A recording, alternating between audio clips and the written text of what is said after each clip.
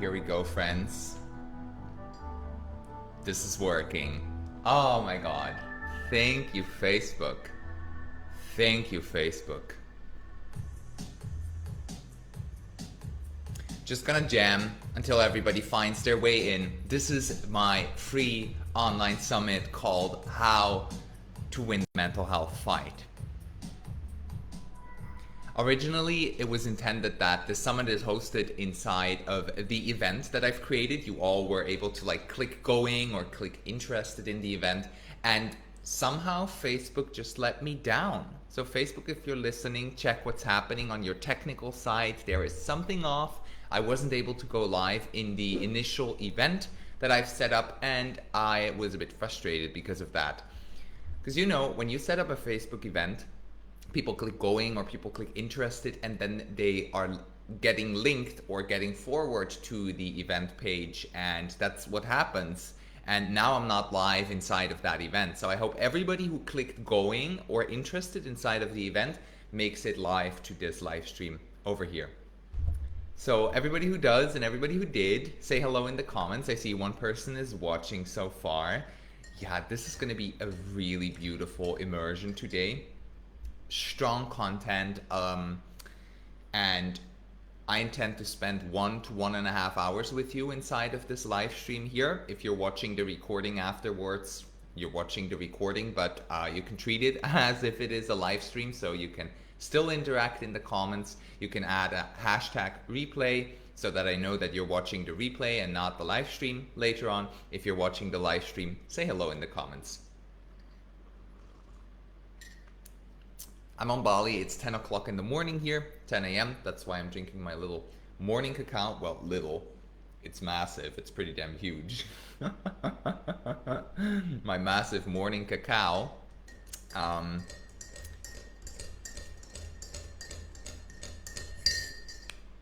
So who's watching? Let me know. As the title of this event says, it is a summit.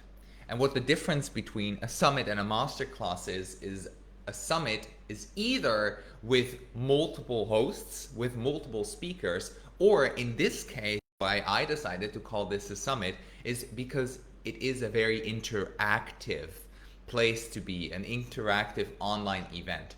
The reason why it is, first of all, is I've asked inside of my Facebook group, the Vegan Mental Health and Mindfulness Academy is the name of my Facebook group. I've asked in there what are the topics you want me to integrate into this summit, and like a whole lot of reactions came in, so there will be some topics that all of my group members want to see or want to hear that are integrated into this summit. And the second part is, during this summit, as I'm explaining things, as I will be laying things out and also at some point guiding you through some certain experiences, I'll constantly ask you to interact with me, okay? Because even though I can't see you live, it's not a Zoom room, it's a Facebook live stream, I want you to understand that I'm here with you, that we're in a conversation. This is not just a monologue. I'm not having this feeling of I'm talking into the emptiness, because I know that you have the availability to watch this. You're on the other end of the screen and you're receiving this right now. So hey, say hi in the comments again. If you can't find the comments, I'm gonna write something. Heyo. Here's the place to comment. There you go. I've just added a comment so you know where to interact with me. Okay. So let me give you a little outline on what expects you inside of this summit. First, I want you to understand that if you want to receive the full benefits of this whole experience here, I ask you to dedicate 1 to 1.5 hours to this live stream. Block out anything else that's happening for now. If you've been preparing yourself to watch the summit, I hope you already did that. You know, you've blocked out the time on your calendar. You're here, you're dedicated, and you're committed to spending this time with me here and with yourself. And that's the first thing. And the second thing is, what's the second thing? I think that's it, actually. Hey, Rilana, thank you so much. Lovely that you're here. So I want to give you a little insight on how this whole 1 to 1.5 hours that we're getting to spend here together will look like. Okay. This is not the first big online event that I'm hosting, so you'll get to see that this is quite routine for me.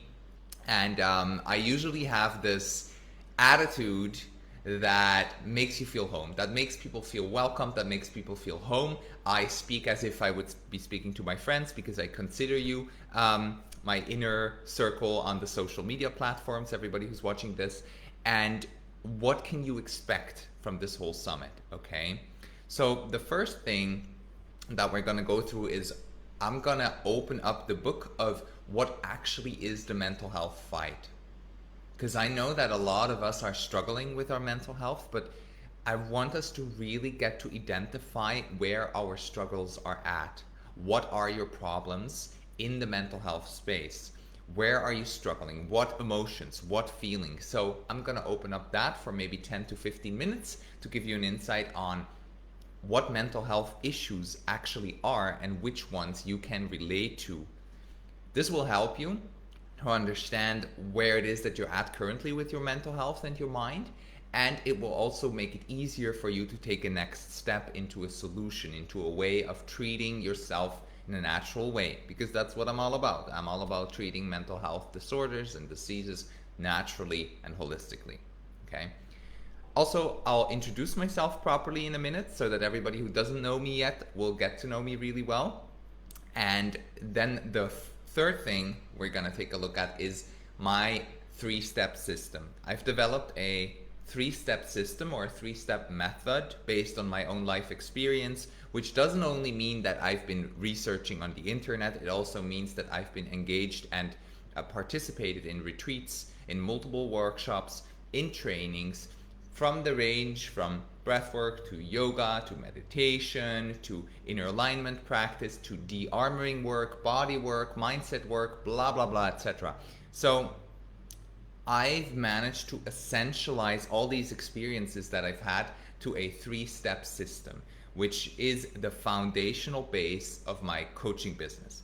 So every client that I take on, everybody who enrolls in one of my programs or who chooses to work with me in one or the other way, is walking through that 3-step system in their own individual way, but it always is that 3-step system. So I'm going to teach you that exact system, and after that we're going to walk through some practices. So I'm going to give you an experience part inside of this summit, which I think is always the most exciting thing.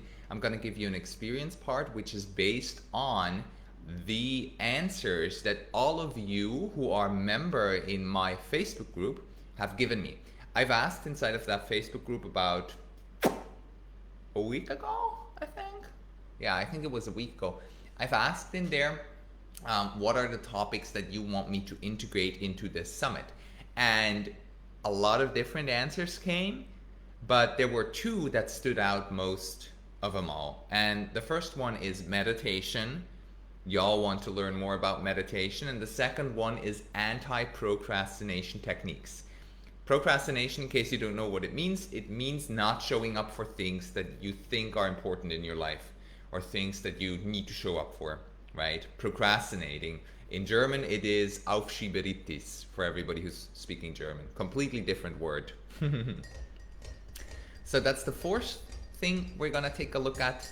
And then after that, if you vibe with what I'm teaching and if you receive already a feeling of inspiration, a feeling of value from these practices that we're doing in this summit together, then I'm gonna propose to you the Become Your Medicine program. The Become Your Medicine program is a 12-week program, 12 weeks because it just takes me 12 weeks to teach you everything that is needed to win the mental health fight completely, to find absolute inner balance and alignment. And that's the program that I've created for you in case you are ready to take the next step with me and not just consume my free content, but actually, get to work together, right? And all the way at the end, I'll let you know some more free resources that if you don't have the financial funds yet to invest in my program, there's other free resources that you can receive and benefit from. Okay, sounds good? Let me know in the comments if that sounds good. I see 3 people are here. Who is that? Who are you? This is an interaction. It's a summit. It's not me recording a masterclass. So let me know in the comments who you are, how you are, and if you're excited for what's about to happen.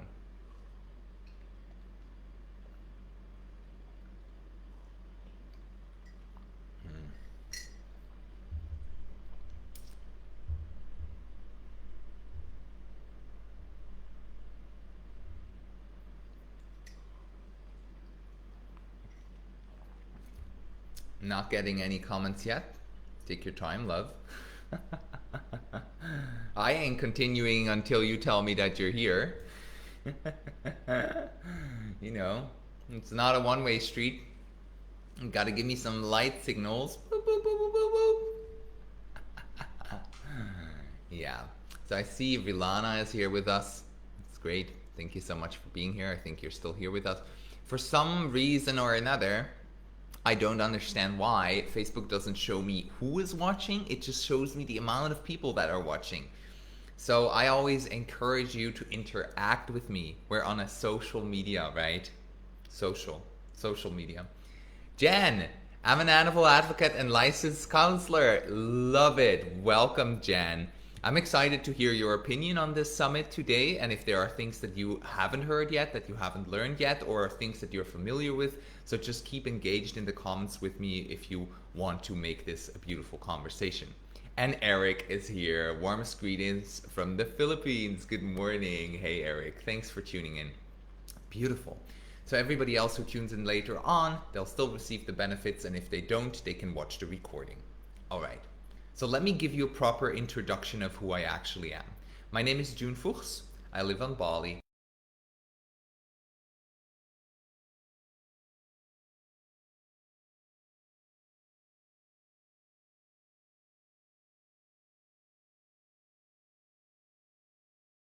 Transformations of people from deep shit mental health places into pure happiness, joy, and bliss.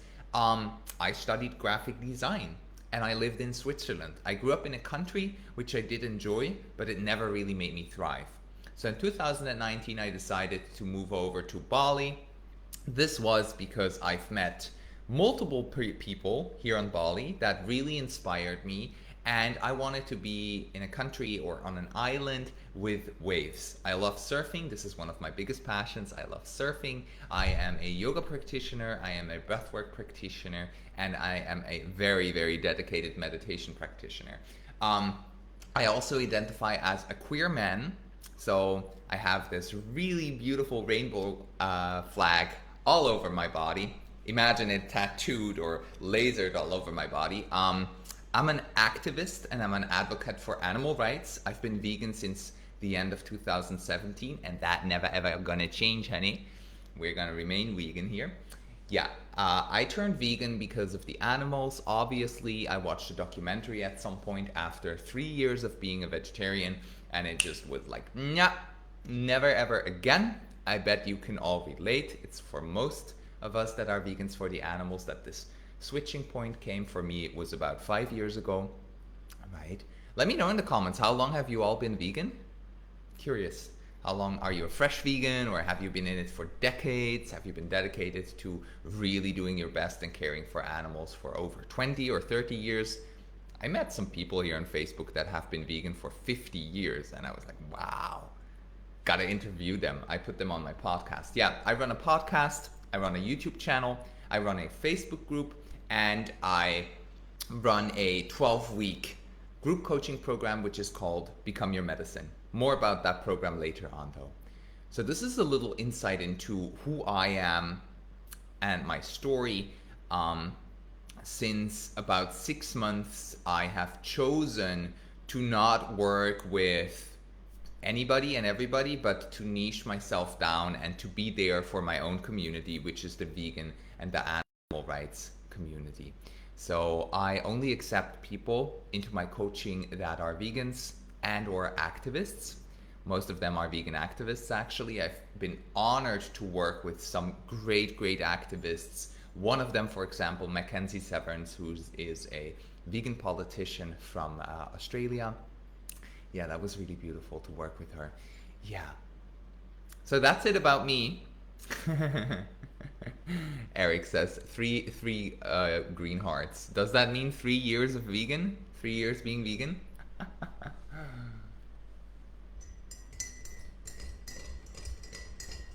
What is actually the mental health fight, right?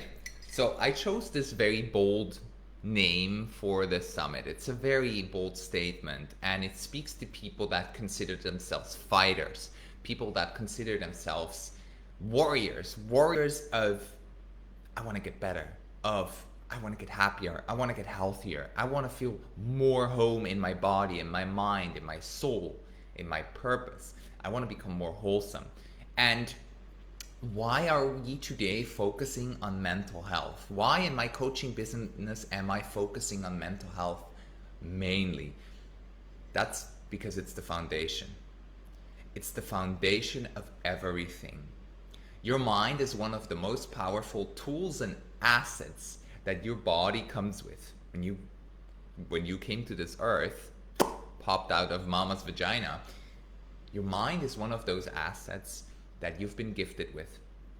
Every mind functions a little bit different. Every mind has a little different preconditions here and there. But in essence, what our mind can do is one or the other. It can become our friend, our ally, or it can become our enemy. A mind that is an enemy produces negative thoughts, produces destructive thoughts, produces limited thoughts. And don't quote me on this, but I believe I read that a mind, and just a normal mind, produces 200,000 thoughts per day. I'm not 100% sure on the number, I read it somewhere, but it's a lot of thoughts. We're thinking a lot of thoughts, and very often we're thinking a lot of thoughts that we don't even know about. They're like just kind of like going on repeat, and they become normal. Self-judgment thoughts, self-criticizing thoughts, self-doubt thoughts. If you're going a layer darker, it can be depressive thoughts, anxiety-related thoughts, or even suicidal thoughts. And I know them all too well, because in my past I've been suicidal, I've been in deep depression, and I've suffered from massive anxiety attacks, mainly social anxiety attacks. So I know these feelings. The dog wants to come inside. No, no, you just stay outside for now. Thank you. Right? And our mind is the core of that. Every thought that we're thinking is like a drop into a vessel. And when we make sure that okay, then come inside. Come on. Come. They're like, this summit, we can't miss it. Yes. Kasper, come. Yeah. You can be a part of the summit. This is Kaspar. And Lemmy is back there. Yeah, I know, it's hot outside.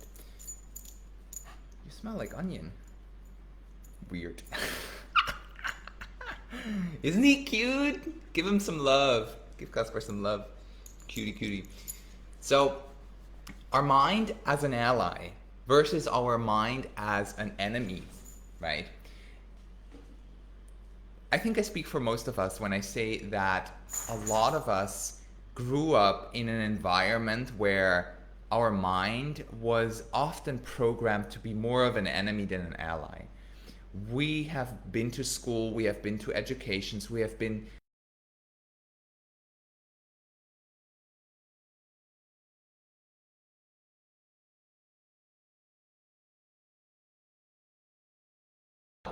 at least I'm speaking from my experience and what my clients have experienced in their past. Let me know in the comments if you can relate. If your upbringing and the people in your upbringing, your teachers, weren't always creating or helping you create positive, affirmational thoughts that you could do anything. They were often more limiting thoughts from their own upbringing and wherever they had it from, right?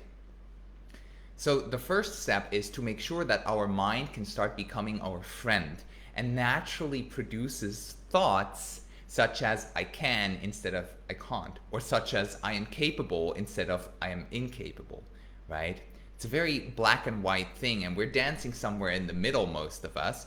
But to really get closer to having these 200,000 thoughts, if that's the number, become more affirmative of our capacity, of our capacity and capabilities, of the possibilities that we can live in this lifetime, right? So that's the first thing that I'm working on with my people, with my clients, is how can we create an automated pool of thoughts that are positive and that are elevating, that empower us, that inspire us, instead of put us down, make us sad, make us angry, frustrated, depressed, and anxious, right? That's the biggest part of the process, because if this tool here isn't working, if your mind isn't your ally, you can try and try and try, and you'll always be pulled back by the negative thoughts, by your own mind, right? So making your mind your friend, that's the first foundational thing that we really need to work on. And even if we've done that work for years already, like I'm also speaking about myself, that work never ends. There's always a sneaky bitch inside of here. Yeah, by the way, I swear, get used to it. A sneaky bitch inside of here that finds their way in. And then we got to have a conversation with that. We got to release that. We got to learn how to let go of these thoughts and make space for the positive ones. And positive doesn't always mean that they feel good. It means that they serve and support us on our journey towards our greatest version, right? John says, not sure how long vegan, maybe around 20 years. Wow, Jan, that's amazing. I also help stray cats, which takes up a lot of time. Vegan goods creatures ministry, and I was living on a farm. Thank you so much for doing that beautiful work. I know what it can take to be there for a lot of animals. Eric says, hey June, I went vegan in 2017. I went vegan right after realizing my contribution to the animals suffering. And just like you, I told myself I never want to participate again in anything that causes their suffering. That means I've been vegan for nearly 5 years. Yeah, same here. Very similar here. Thank you so much for these beautiful answers. Yeah, this is what I mean. This shall be interactive. I like it when we interact in here instead of me just talking into a camera, not knowing who you are and where you come from. Okay. So, as we've talked about, your mind as a friend versus your mind as an enemy. Where is your mind at this time currently? Do you think your mind is more on the side of a friend than comment friend? Is it more neutral? Are you somewhere in the middle? Or is it more on the side of an enemy? Is it producing a lot of hatred, a lot of frustrating thoughts? I know that for us vegan activists, it can be a lot of the enemy side, because we're generating a lot of thoughts that are destructive in terms of hatred or frustration or anger towards our non-vegan communities, right? Or non-vegan yet communities. Yeah, you can open the door yourself. Good dog. Smart. So smart. So let me know in the comments. Now the second thing that I want to talk about right after enjoying another sip of this beautiful cacao.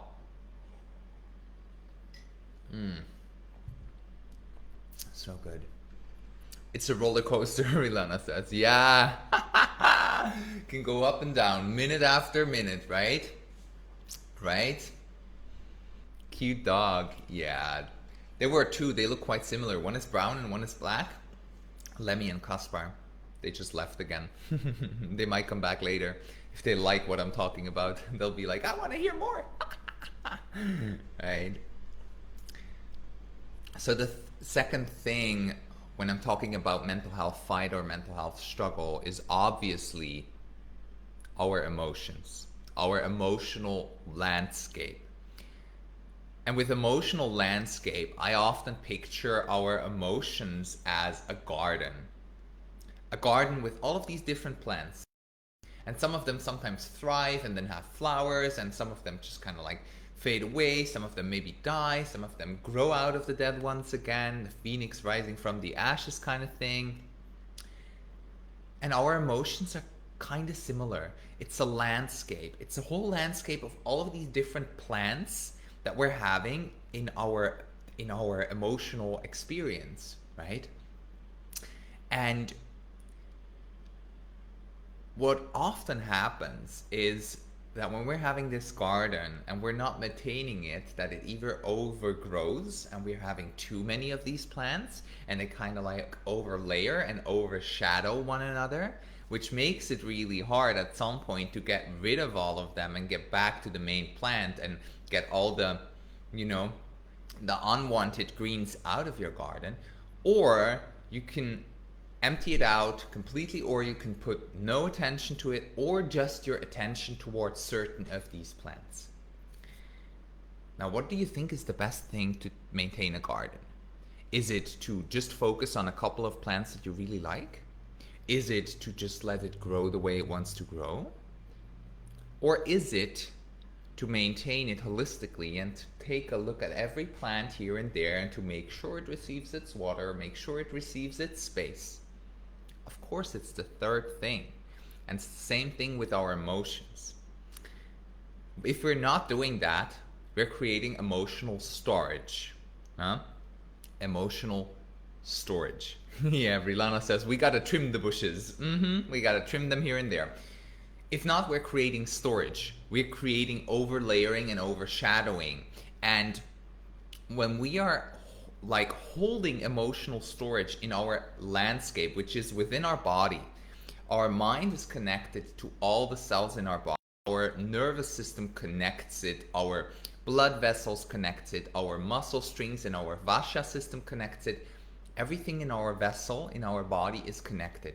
So if we are creating an emotional storage of, let's say, anger is an amazing example, especially for us vegans, because a lot of us vegans, we hold on to a lot of anger. We start identifying with anger. We start making it part of our garden and like overgrow this plant of anger, let it grow everywhere. So everywhere we look, there's anger. And it overlayers other emotions, so that at some point we all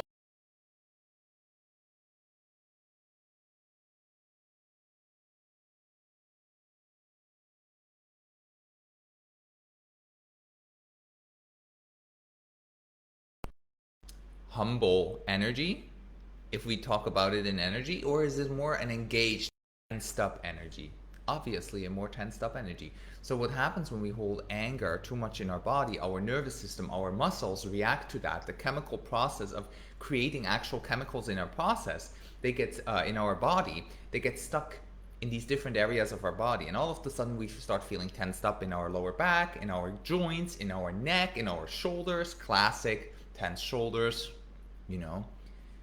And that's when our mental health is also affected, because I just don't buy into we can treat mental health without taking a look at our physicality, at our body, at our holistic being. It just doesn't work that way. I don't think it does. And so how can we release emotional storage? There's a whole set of practices for that, and I can't teach you all of them in this mastermind, in this summit here today, because it would take me a long time.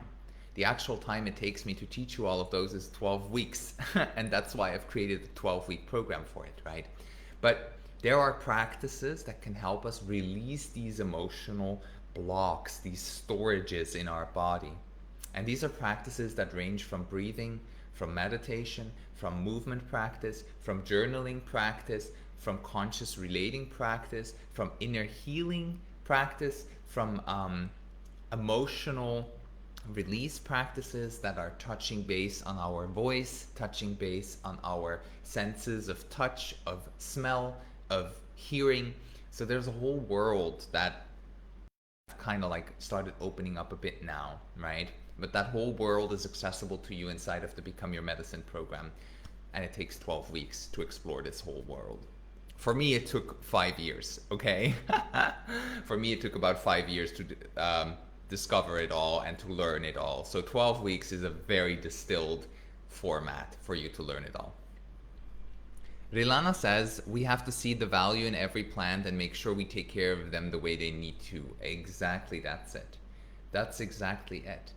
We have to start understanding all of our emotions, all of these plants, all of that landscape, and nourishing all of them. Not cutting away some because we think they're negative or we learned that they're negative, but actually nourishing them in the way they need to be nourished until they can be released and do their thing on their own and don't affect the whole picture of the garden or of our whole system anymore. That's how it works, right? Now, if we go one layer deeper, let me know for all of you, is this clear so far? Emotional landscape, all emotions, acceptance and release of all emotions, if that makes sense to you pretty much. If it's not 100% making sense, that's okay. But if it's pretty much making sense, then we're good here. Let me know in the comments. Comment makes sense. If we go one layer deeper from emotions to something that all of us, I speak for all of us have experienced in our life, and not all of us are taking a closer look at. If we go one layer deeper, we're looking at trauma storage. So we have emotional storage. Emotional storage can happen when we have an emotion, when we don't give it space, time, and attention to be processed and released. And that can be yesterday, can be today, can be a week ago. But if we've been doing that for a long time, for a long time, then that can turn into trauma storage. Trauma storage can also happen from experienced events, from something terrible that has happened to us in our past, right? In our childhood, physical abuse, molestation, mental abuse. That can create a trauma storage. And a trauma storage is something that is immediately identified as, oh my God, I cannot ever experience that again. And instead of letting that be seen, heard, felt, and loved, we put it somewhere in our system and we store it. We store it. Now, a trauma storage can manifest, it can show up in our lives, in our bodies, as a certain disorder. It can show up as a mental disorder or even a physical disorder. Trauma storage truly holds the power to fuck us up completely. It can fuck our system up. It can shut a part of our nervous system down for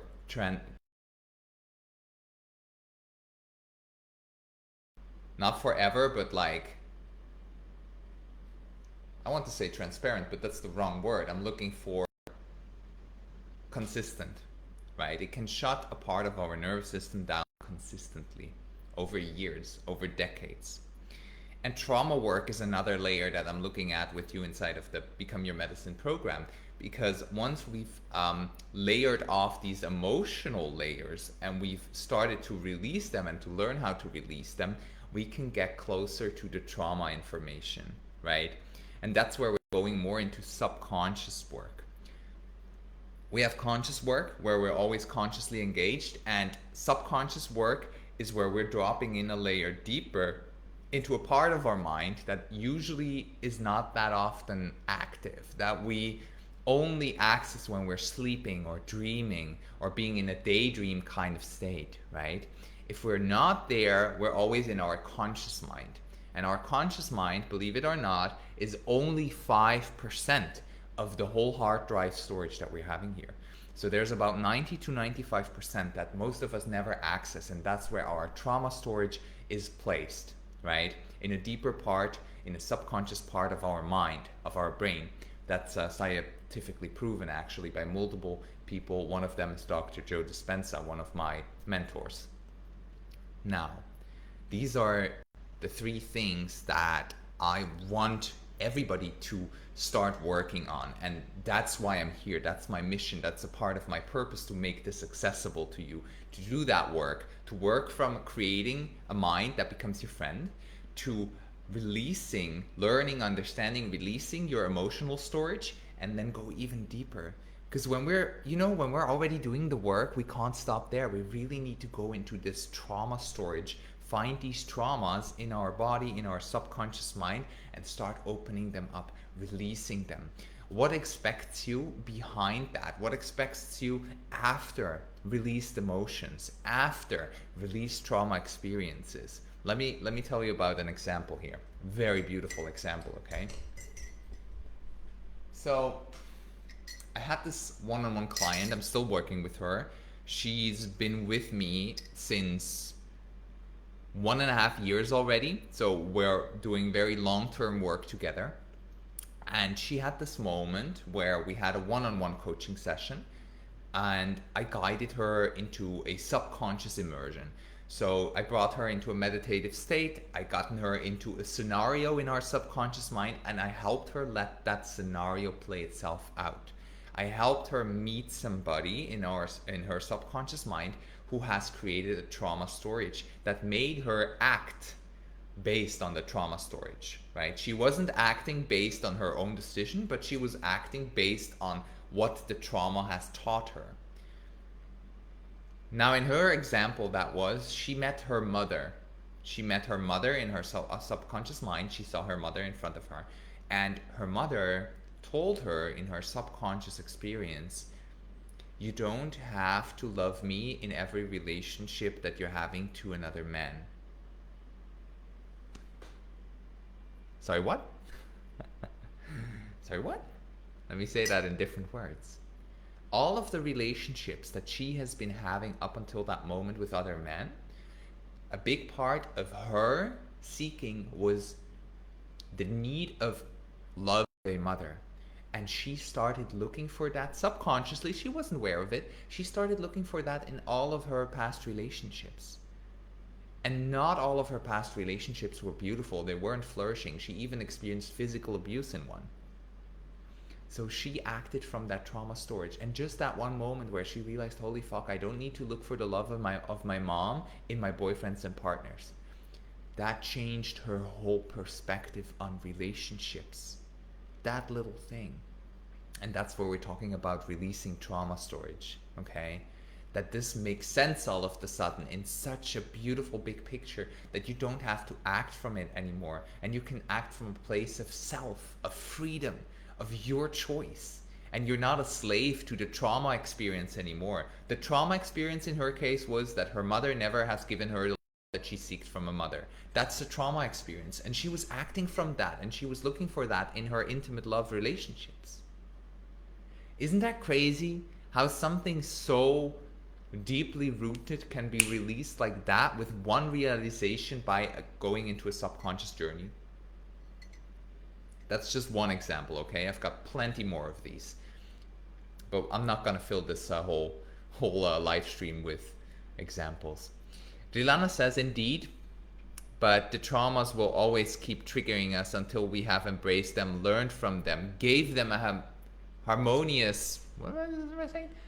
A harmonious place in our mind, and don't let them affect us that much anymore. So we can't react more balanced than so much out of disarray and unrealistically to people who trigger them in the now.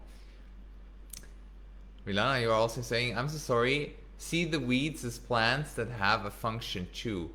They want to teach you something. Embrace them in love and forgiveness and see what they will teach you. Exactly. That is what we have to be, whole ourselves and not look for the other half of us. Yeah. Yeah, absolutely, Rilana. We're speaking the same language here. So there's one more thing that I haven't planned to talk about, but it comes up right now, so I think it's really interesting for us. I'm not sure who of you is familiar with the terms light work and shadow work, okay? The reason why this comes up is because, Rilana, in your comment, you say we have to learn the function and love the function of all those plants in our emotional landscape. And as I live on Bali, this is a little fun thing, but as I live on Bali, we have a lot of people that call themselves light workers here. We have a lot of people that are like, I'm a light worker, I work with the light, I embody, I help people, you know, like transcend into a higher state of being, find their inner light, etc. And I do that too. I function like that too. And on top of that, there is another layer which is called shadow work. And shadow work is when we're looking at the gnarly stuff, when we're working on the traumas that are not comfortable to look at, right? And yeah, Rilana, you say I do both light and shadow work with myself and her clients too. I can see that by the way you write about it, because there is often this thing of, okay, let's transcend, let's become a higher version, let's grow into a more beautiful flower. But at the same time, we gotta like nourish those roots down there in the dirt, right? We gotta take a look at those roots and like make sure that they're okay as well. And the journey to an absolute healthy state of mind an absolute holistic place of I'm happy, is not I'm feeling happy all the time. It is I am in love with all that is part of me to be experienced. I am in love with all the emotions that are happening. And yes, I can get better at coping and releasing them. And yes, I can practice to maintain a sense of freedom in it all, a detachment from the emotions sometimes, because sometimes we hold on to an emotion a little too long. You know, the emotion is like ready to leave and we're holding on to it. It's like same like a cloud passing in the sky and we're like looking at it violently, staring at the cloud until it passes, instead of just like enjoying the whole sky in its wholeness, with the clouds, with the sun, with the birds that might poo on your face once here and there, you know. I had a bird poo in my eye once when I was in Rome as a kid. Beautiful sky, beautiful clouds, birds, bird shit in my eye. Just a perfect representation of that. It is all a part of it. So that is all that I wanted to talk about when it comes to mental health. And now I would love to introduce you to this 3-step system or formula that I've been able to distill based on my own life experiences. Okay? Ready for that? Ready for 3 steps? Hilarious, right?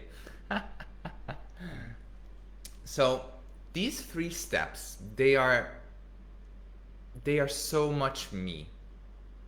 It's funny because sometimes when I talk about them as 3 steps, it kind of seems like I've learned them, and it's a bit weird. It's a bit weird to talk about them in 3 steps, because when I was living through them and then when I was exploring them, I obviously didn't see them as steps. I just lived and I engaged with growth and I committed myself to growing and evolving. And now in retrospective, looking back on them and really like packaging them in these 3 steps, the beauty of that is that these 5 years of my life that I've experienced all of these things, they are now packaged, and I was able to make them accessible for people out there that are on the same journey, that want to live more deeper alignment, more deeper happiness outside of the mental health struggle, and not consistently fight, you know? Because I believe the way to win is to stop fighting. I believe the way to win is to stop fighting and to start loving. So the 3 steps are, I've summed them up in 3 juicy words, which all start with the letter M. And the first step is minimalism. Minimalism.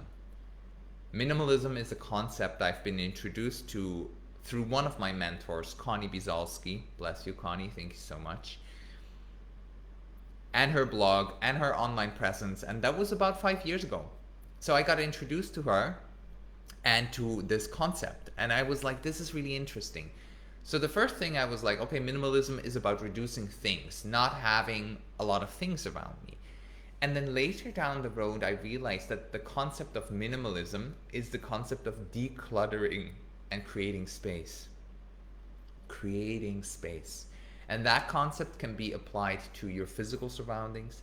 It can be applied to your mental surroundings, to your emotional landscape, creating space. And it can be applied even to your social network, to the people you spend time with. It can be applied to the experience you invite into your life. Do you want to have only high quality, beautiful, immersive experiences that make you grow and thrive? Or do you want to have all of them? Like, do you want to go to every party that is happening? Creating space. Step 1 is minimalism. We really have to clean up, declutter, get the shit out of our lives. And minimalism, summing it up like that sounds a bit easy, but in application, it becomes a set of practices. So inside of my 12-week program, I've created a whole module with all of these practices that can be learned and can be applied. It's really a practice that can be applied. Okay, so that's step number 1. Rilana says, oh, love minimalism. A cleaned room is a cleaned mind. Yeah, The outer reflects the inner. If your room is cleaned, the inner can be cleaned. If the inner is cleaned, you'll end up cleaning your room. It's all about creating space. As I said, physically, mentally, emotionally, socially, time-wise. Where do you invest your time in? What do you value? What do you truly value? These are all questions that we're looking at in our 12-week Become Your Medicine program. Yeah, mental minimalism. Eric, you say it. Dog is back. Rilana says, indeed, you have to flow among small circles of people to stay focused on what you are working on at that time. And then move on again to prevent yourself from getting overwhelmed by too much chaos. Yeah, really being aware of what is in my life and what doesn't have to be. And again, that's a practice. That's like something we have to refine. It's a new sense of feeling and intuitively deciding what is there that blocks me, what is there that doesn't serve me, who is there that blocks me, doesn't serve me, what is there that I need to invest my time in more to. So all of this is the work we're doing inside of the program. Now, step 2 is when we need time to declutter, priorities consistently changing. Yeah, look, the thing is, time is also something that can be created, right? Time is also something that can be created. And minimalism, the practice of minimalism, when we're creating space around us, we're automatically also creating time. You'll see all of a sudden you will have less things around you that take up your time or take up your brain space, and you'll be able to invest more time, even if it's just 10 minutes a day, 20 minutes a day. It doesn't have to be much. You'll be able, Jan, to invest more time into the things that are truly valuable for you and add value to your life, to the quality of your life. Step number 2.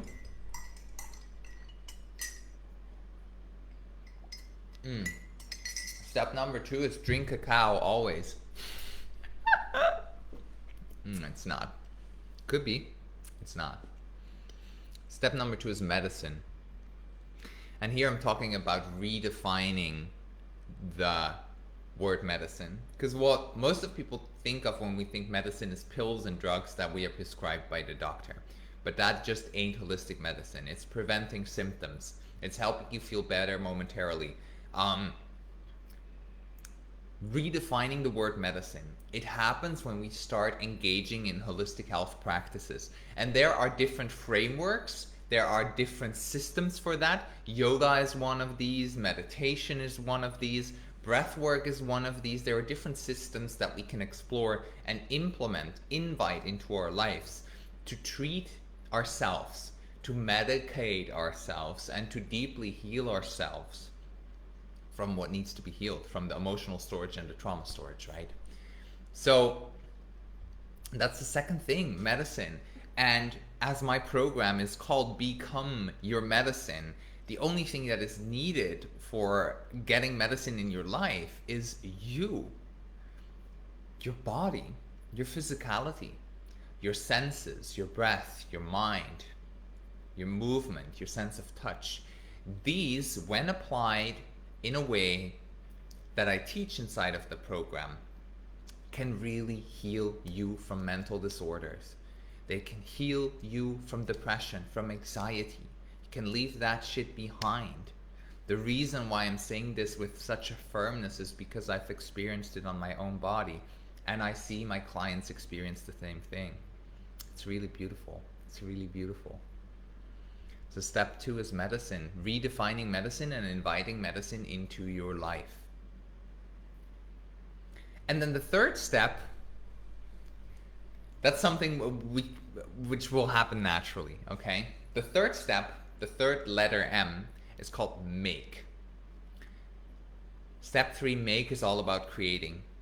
It's about putting your energy into a shape that fulfills a part of your life purpose or your full life purpose. I believe we're all here to fulfill something. We're all here to follow a certain path. We're all here to explore, to live, to feel things. And we all have a specific, unique kind of purpose.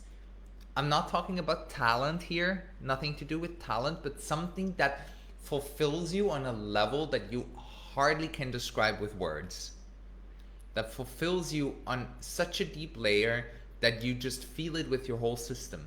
Okay? And when we're walking through step 1 and step 2, minimalism and medicine, and when we start practicing that, integrating that, we are generating energy. We are generating something that a lot of people call positive energy, inspiring energy. And when we fill our cup, let's say our vessel, our body is a cup, when we fill our cup with that, at some point it's going to overflow. And we're going to have all of this beautiful energy spilled everywhere. And that's where step 3 hits. How am I going to channel this energy? What am I going to create with this energy? Who am I going to nourish with that energy? What kind of work am I going to do with that energy? Right? That's step 3, make. Yeah.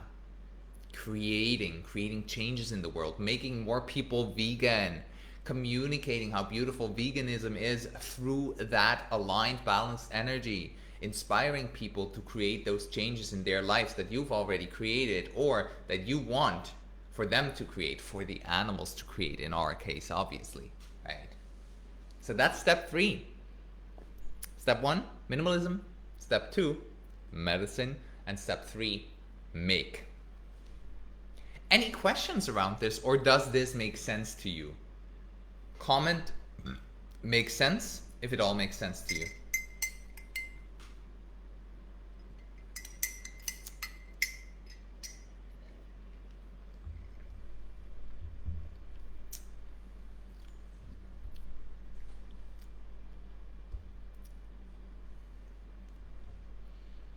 All right. I haven't received any comments. I think you're all typing. That's great.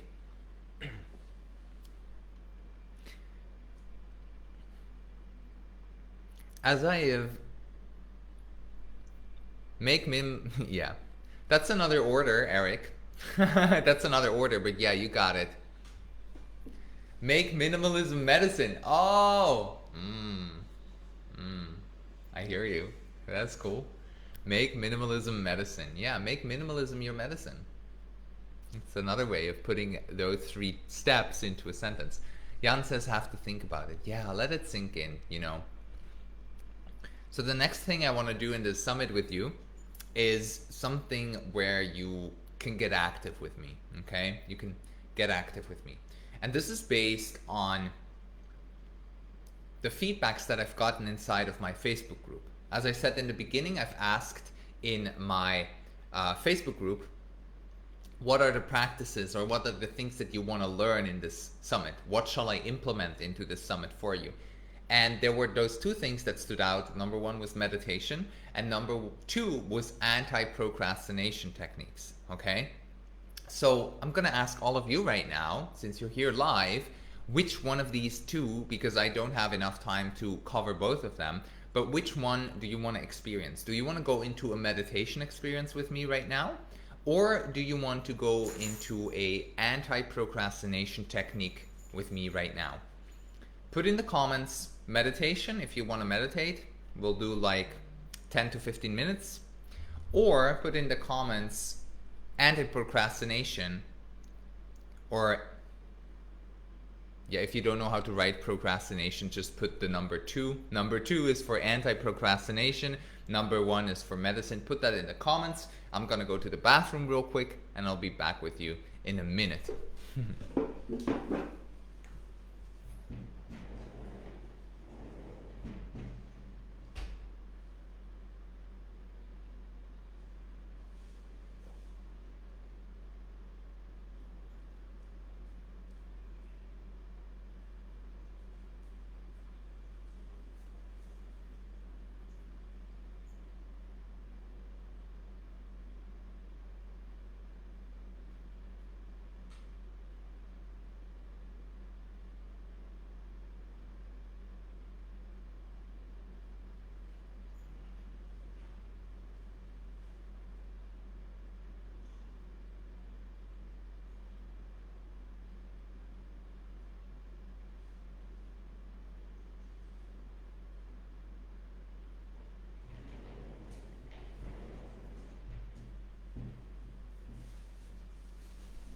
Here we go.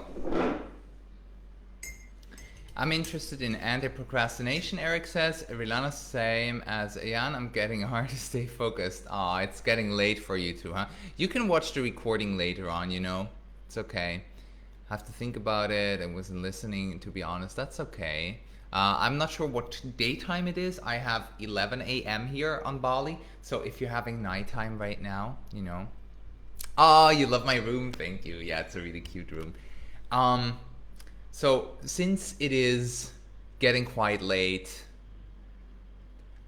you can either watch the recording. Eric says I'm interested in anti-procrastination techniques.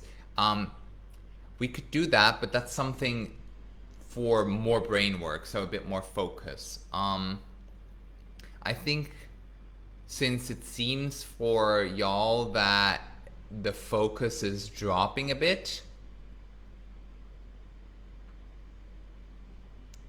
we could go into a meditation together to just like get you set up for the rest of your day or night and get your mind ready to like process the information that you've received today, because I think it's been a lot, huh? Yeah, we've already been, hey, don't. Right. Oh, Sandy also says anti-procrastination. Okay, because two of you want anti-procrastination, let's do it. Let's dive into anti-procrastination. For those of you that can't focus anymore, release yourself from the live stream if you don't want to dive anymore, and then just watch the recording. Yeah, I'll fall asleep. I use meditation before I fall asleep to really get my mind ready to unwind into the night. That could help as well. But anyway, let's do anti-procrastination. So, which technique shall I teach you? Let me pull one up.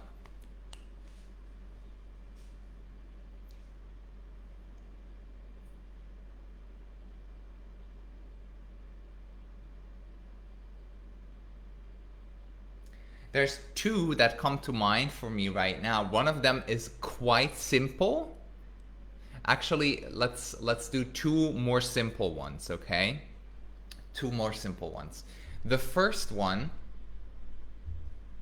because there is a third one that I have in mind, but it's quite big, and it like I teach it inside of the program step by step, and I almost need you to have a journal and to be ready for it and stuff, and that would blow this container here on Facebook a bit. So let me show you these two, which are quite simple and very effective, okay? So procrastinating, basically it means to not show up for the things that you know that you should, or that you know in your mind and heart that are good for you, correct? Now, there's one extremely specific way you can kind of hack yourself into a mind space, into a mood where you show up for these more.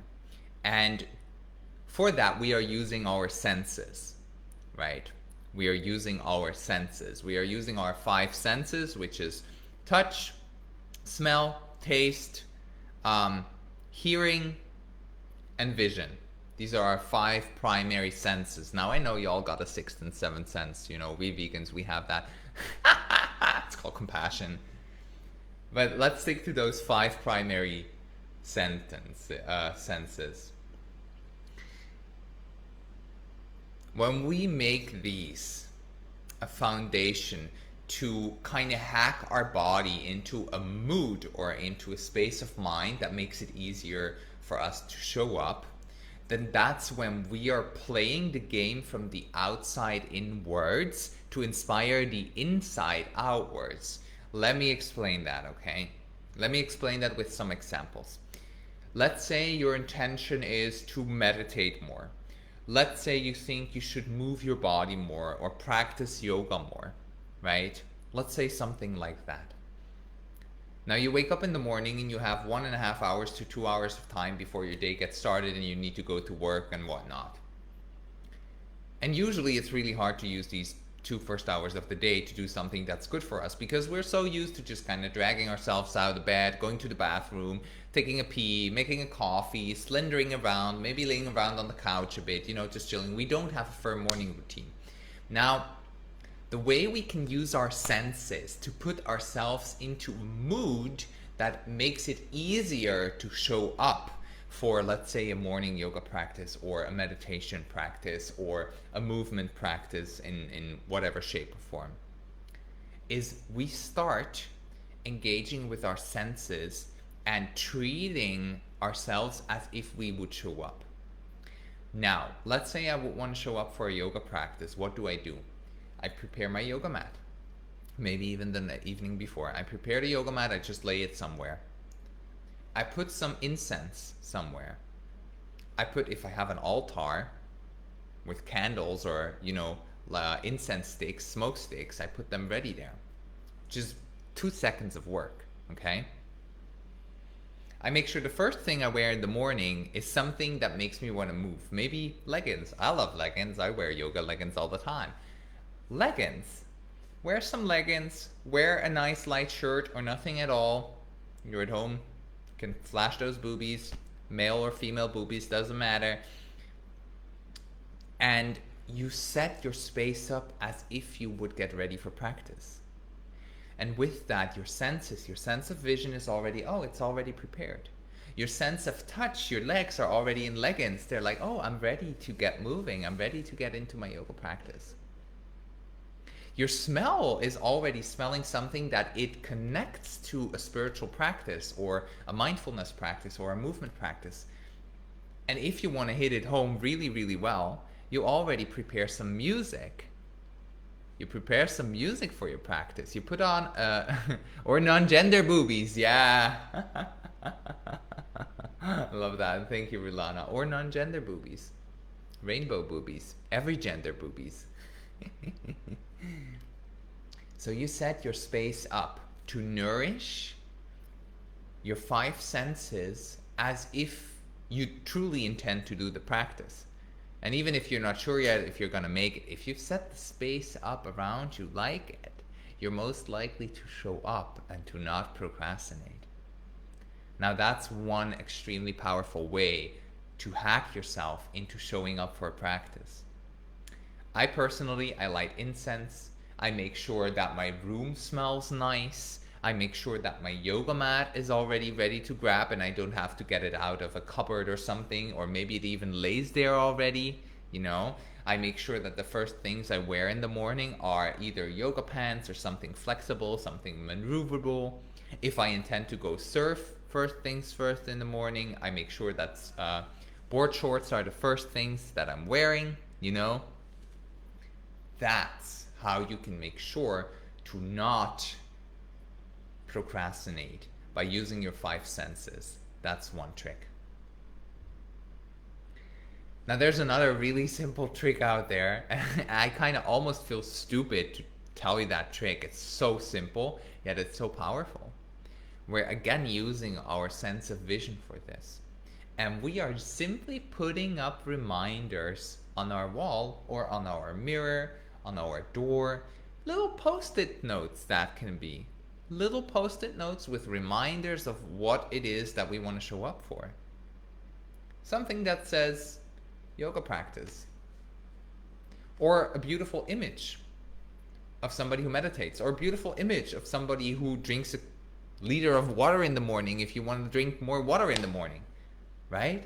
You just put it up your wall. You make it visible for you. You get it into your world because it's not in your automated mind yet, right? You're not just doing it. That's why you're procrastinating it. You're not showing up for it.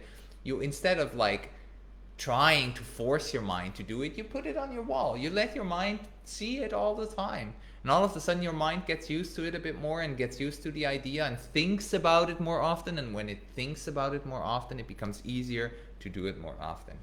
And there you go. Yeah. So these are 2 quite simple tricks. There are more of these. I teach them. I have a whole module which is called integration. I call it the integration module inside of my program because integration means integrating practices in our daily lives.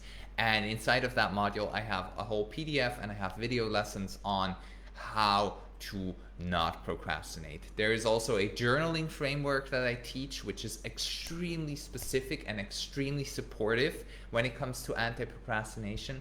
So yeah, all of these things will be available for you if you choose to enroll in that program. Rilana says all of this, and then when you're done, be done. Let it go and focus on the next. Absolutely. I myself use an agenda to write in and rip the pages I'm done with off. It really helps. That's a great idea as well. Put things in an agenda, and when you're done with it, rip it out. You know, no need to hold on to the things you've already done. Just hold on to the experiences that you've had, nourish them, cherish them. But yeah, no to-dos. I don't do to-do lists. I don't dig that, by the way. To-do lists, I don't think they work. I think intention lists are better because you're setting your mind up for a certain intention instead of I need to. It's I intend to. Like this is something that I want to move towards. Right? So let me know if that makes sense and if that was helpful. Sandy, you wanted anti-procrastination. Eric, you wanted anti-procrastination. Let me know if this is helpful for you by putting helpful or a thumbs up in the comments. Right. Yes. As we're getting closer to the end of this live stream, there's 2 more things I want to share with you before I unleash everybody of you into your greatest night or day or whatever awaits you. I've mentioned the Become Your Medicine program multiple times already. I just wanted you to know that it's accessible for you. The program is accessible in 2 levels, okay? So it's a 12-week program that comes with 4 main components. Component number 1 is pre-recorded video modules. That's where you're learning the tools and the techniques. Component number 2 is live calls. You're getting access to weekly live group calls in which you get to ask questions. We get to be face to face. I'm using Google Meet or Zoom, and we get to talk, and I get to guide you through these things that you've learned in the modules. So we're really going to deepen your meditation practice. We're going to deepen your breathwork practice. We're going to deepen your emotional release practice, and we're going to level up your resilience and your capacity to grow into a greater version of yourself. So that's the second component. Recorded video modules, live calls. You're getting audio files and PDF files to support your practice period. So I have audio meditations that I've created. I have audio breathwork files that I've created. And the last thing you're getting is lifelong access to a Facebook community group in which you also always can ask questions, and I'll be there as your guide and mentor for a lifetime. As long as I and or Facebook exists, that's how long it will be. I see Eric thumbs up. Sandy says, thanks. If you want to learn more about the program, comment the word program and I'll send you the details. There's 2 other things in case of you're not ready to invest in a program like that. Yes, it costs money. It's a big program. It will change your life sustainably, so it costs money. Be aware of that. If you're not ready to invest money yet, or if you're creating the funds to invest money in something like that, you're welcome to hang out in my free Facebook group, first and foremost. Some of you are already in there, so if you want to hang around in there, and if you're not in there yet, comment the word group, and I'll send you an invitation to that Facebook group. It's called the Vegan Mental Health and Mindfulness Academy. And I am also, as of this week, creating an email newsletter, which means every week I'll send out 1 or maximum 2 short emails with updates on my latest podcast episodes, on discounts that I'm having on my program, for example, on insights on new YouTube videos. Yes, I have a YouTube channel as well. So if you want to get into that email newsletter because you're not getting all the insights here on Facebook, comment newsletter and I will send you a direct message to have you signed up to that newsletter. Yeah. So comment program if you want the details on the program. Comment newsletter if you want to receive my newsletter, or comment group if you want to join my Facebook group and you're not in there yet. Love the newsletter I received. Mwah, you did. Perfect. So if any other questions come up, shoot them over per DM. I want to thank all of you for participating in this live stream and to bring closure to this beautiful summit, which I feel like really was a summit. We had interaction, we came together. I want to invite you all, because your eyes were on screen for more than an hour now. My eyes were too. Close your eyes with me for a moment. Right now. Let's close our eyes. Let's sit up, comfortable seated position.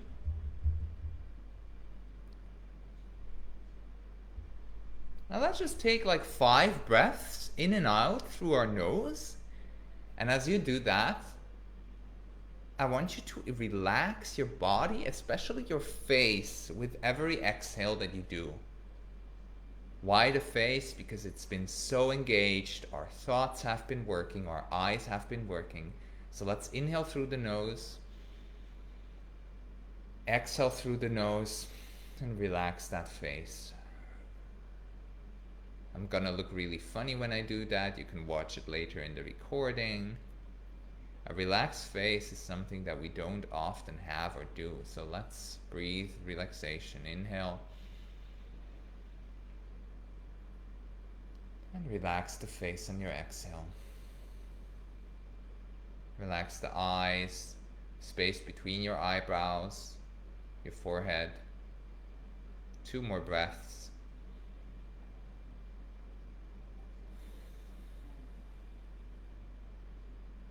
One more.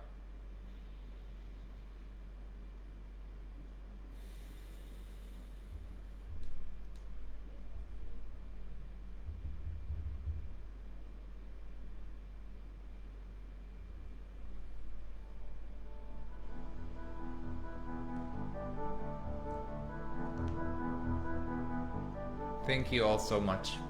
It was really beautiful for me to spend this time with you. I see some comments. I see newsletter. I'll add you, Eric. I'll send you a DM right after the live stream. All of you, enjoy your day or night. Mwah. Much love your way.